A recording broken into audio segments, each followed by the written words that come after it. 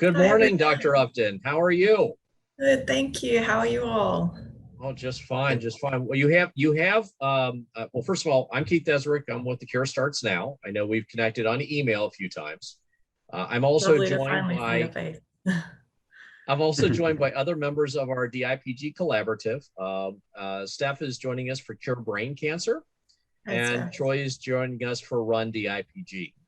Looking at your grant, this is an exciting grant. This is a grant that, as we looked into this, this has a little bit of a historical perspective to this because it's been part of kind of what has been funded by the collaborative in the past. And is based upon this ACT001 compound that you identified with it, but you take a slightly different direction with it. Instead of looking at just that as a singular trial that a lot of people will do, you're trying to take almost that next step, that leap of saying, you know, we also need to look at this in combination treatments as well, because this is probably going to work out in the single treatments, and you're already seeing some positive signs.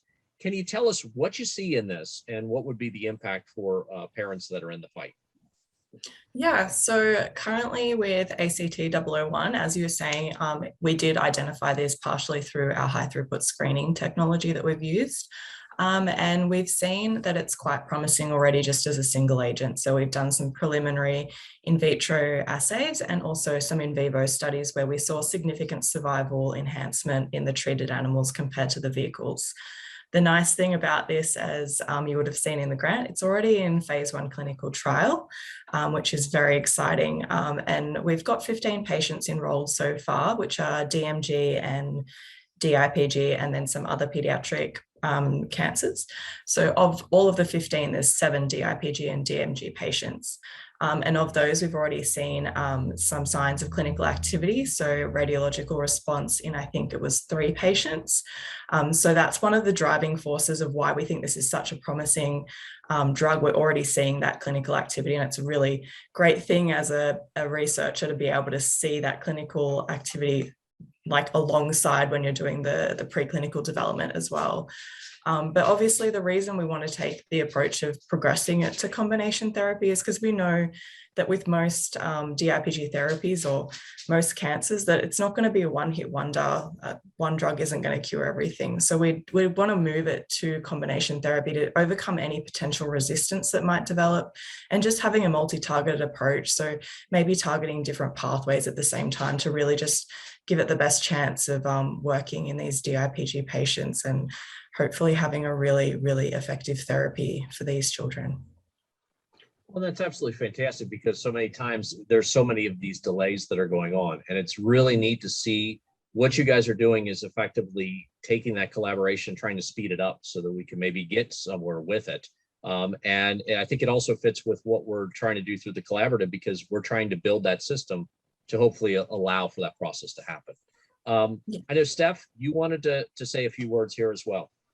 Yeah, hi Danielle. I'm Stephanie, Chief of Staff and Director of Research at Cure Brain Cancer Foundation. And absolutely, we really desperately need new research like yourselves. It is so important. We know that we urgently need these new effective treatments for children with DIPG. We know that survival just has not budged. So, on behalf of Cure Brain Cancer Foundation, we're really excited about this research.